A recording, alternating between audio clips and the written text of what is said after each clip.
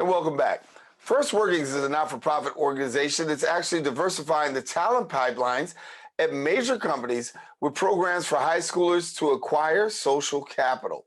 Now, the organization's mission is to connect New York City high schoolers from underrepresented backgrounds and put them with mentorships, paid opportunities, as well as career readiness workshops.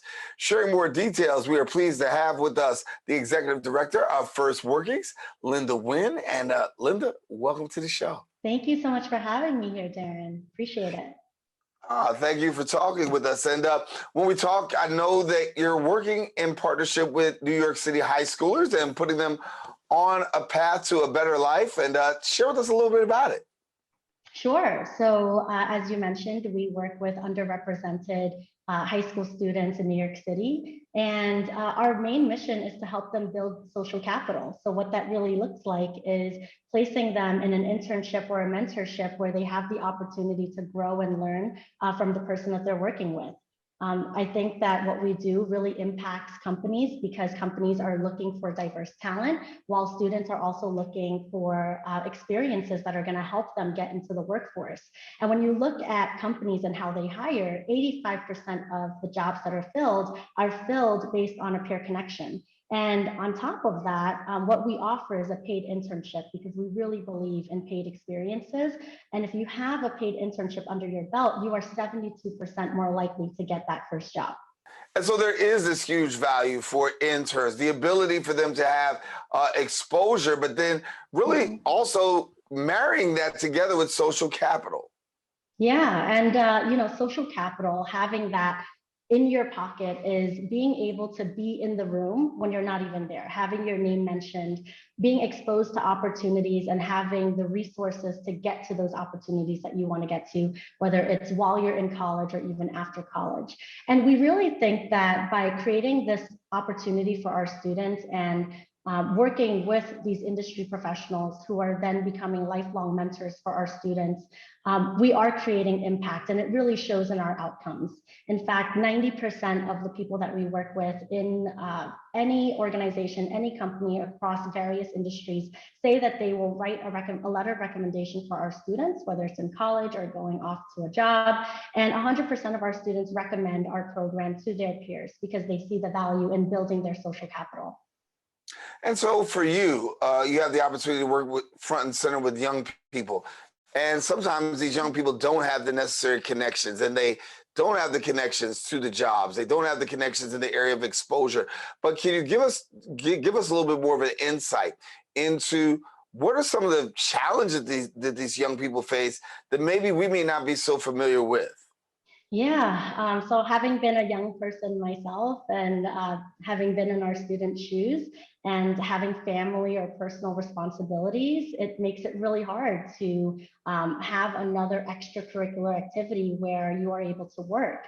So I think that's one of the barriers to entry. And another barrier is some of the internships that are offered are unpaid. So I think one of the things that First Workings does, and we do really well, is that we offer paid internships because we know that paid work is really important, and a paid experience also adds to the level of work that the student is getting. It not only makes them feel like they are in a position that is very similar and on par to other who are getting paid to do the work, but they're learning and earning at the same time, which we think has its benefits.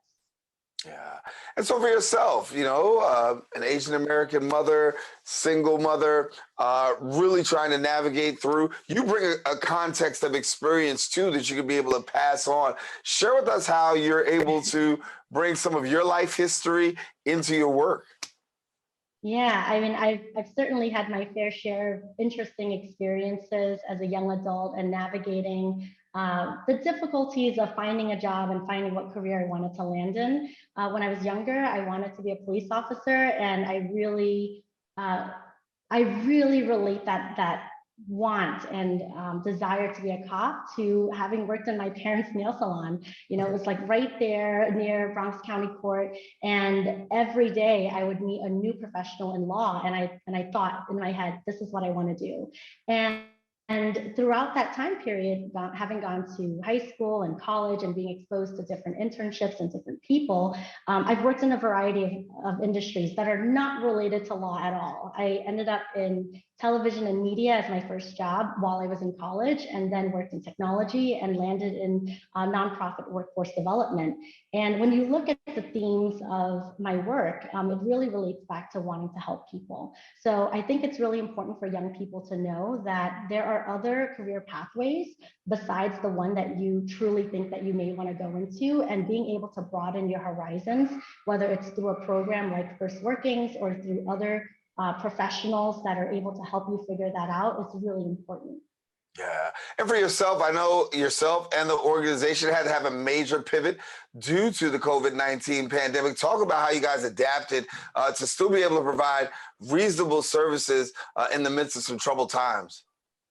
Yeah, the pandemic was a really hard time for everyone, and for First Workings, it pushed us to really develop a program that was still equitable for our students to have the experiences that we think are beneficial for them. So our internship program before the pandemic was all on hands, was in person, and now that we're thrown into the virtual setting, we developed one-on-one mentorships where students are matched with an industry professional or an industry that they really see themselves in. Our outcomes are still really good. We have 98% of match rate, which means that our students' first and second choices are the people that they're being able to be matched with. And I think that one thing that really came out of the pandemic that we observed was that we wanted to grow student skills right after they have completed high school. So what that looks like is, while a student is in college and getting their first job, we want to be a part of that journey. So what we were able to do was come up with skills, hard skills that we think companies need. And we worked with companies to figure out, are these skills that you want students to have besides soft skills? What do they look like? So we've developed a program on Excel, R, Python, where our industry professionals are coming back to teach our students on some of the skills that are going to help them land that first job. So I think while the pandemic was a really tough time, it allowed us to be in this new space where we are growing and serving more young adults. And for you, honestly, serving more young adults is the key, and it's critical to have the opportunity to see these young people blossom and take advantage of these things that are right before them. I want to ask about particular trends, because you said matching them up. Are there anything that you can see in terms of trends of what young people wanted to really engage in during a time like this? Yeah, I'm really glad you asked this question, because what we've noticed in our data from First Working's inception in 2015 to now is that the growth of students who are interested in STEM has quadrupled. And that is a really need to be doing more skills in STEM, which is kind of justifies why we've developed programs in Excel, R, coding and programming programs specifically. And what we also noticed is that there's a need for companies to be matched with diverse talent. And that's what First Workings is bringing to the table. We're bridging the gap between students who need these experiences to get through the door, and also companies who might need a pipeline for diverse talent.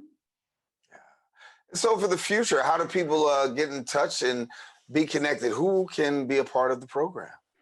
Yeah, so if you are an educator or work in the school system and want to be connected to First Workings, we're always looking to grow our school partnerships. We currently work with 16 schools all throughout New York City. Hit us up at firstworkings.org. You can also email me at linda@firstworkings.org.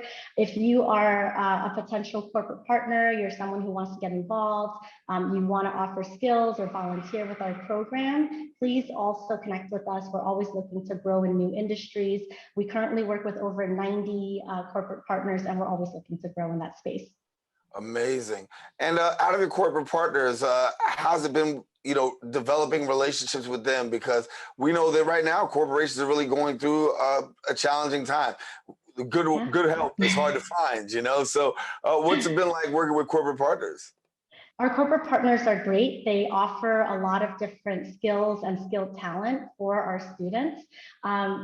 In the way that we have pivoted, I think that's really impacted our relationship with the partners as well, because if they're not in person, our students can't be in person. So currently, we're actually working with our partners to figure out what the new program cycle will look like next year. So what we're thinking is, if our partners are on site, that's the experience that we want our students to have, because this is the new way of the world. And I think that it really prepares our students as well. Prior to the pandemic, only 2% of the workforce was working from home. Now you're seeing that number grow to 70%.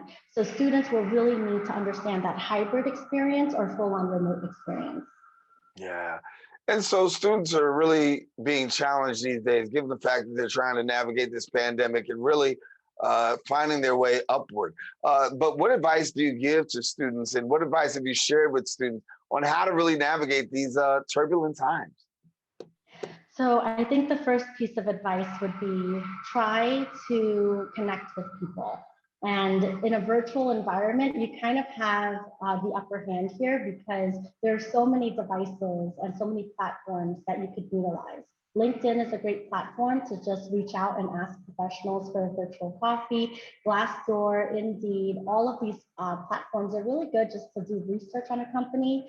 And the next thing I'll say is actually do some boots on the ground work. I know that there's a lost art between communication sometimes, and trying to get your name out there. Sometimes just going door to door, meeting with professionals and saying, hey, I'm a young student. I'm really interested in what you do. Do you have an internship program? And am I able to meet with you for coffee? Because I want to learn more about what you do. I think having that face-to-face connection is still really important, even in a virtual setting. Yeah. And so for people who want more information, please take it away and let us know. So for people who want more information, if you're looking to partner with us as a school partner, for any educators out there, people who work within the school community, please reach out to us. We currently work with 16 schools all throughout New York City, but we're always looking to grow. You can find more information on our website at firstworkings.org. For any employers or corporate partners out there who may want to partner with us to train our students or sponsor our program, we are always looking to grow that community as well. So you can also look for us on firstworkings.org. Talk to us about what you expect and what you're looking for from your company before we go.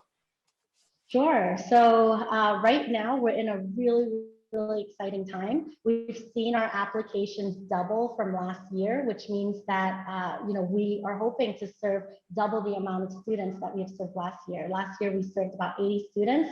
This year we're looking to serve 150. We also have really big goals for a small organization. In the next 3 years, we want to grow to 300 students served. So all of these goals that we have, we're now putting some game plan and some goals into place just to help us get there. So one of those ways, as you asked, is growing our school partnerships, growing our employer network and our corporate partners, but also leveraging just the realities of the pandemic and trying to figure out how are we going to create more impact and create more equitable experiences, even through a virtual setting. Wow. Linda, we got to leave it there, but thank you so much for joining us and sharing great work that FirstWorks is doing, and glad to have you with us here on the Social Justice Forums. Thank you so much for having me, Daren. All righty. Well, we got to take a quick break here on the Social Justice Forums. We do have more show. Don't go anywhere. We return coming up right after this.